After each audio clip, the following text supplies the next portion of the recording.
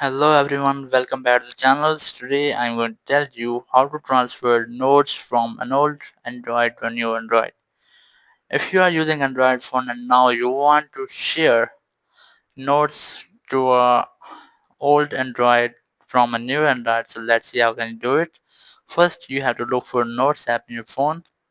Here's that, tap on it to open it, and here you can see I have just one or two notes, and here let's find the share option. So here's the folders, nothing in folders, so we have setting option, just tap on it, and here's not any option related to share etc. So now go back, and here keep long press on any note, and here you will get four option, but there's no any option to share.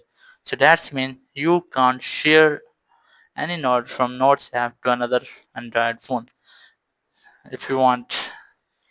So that's how. Thank you very much for watching the video. Until next video, bye bye.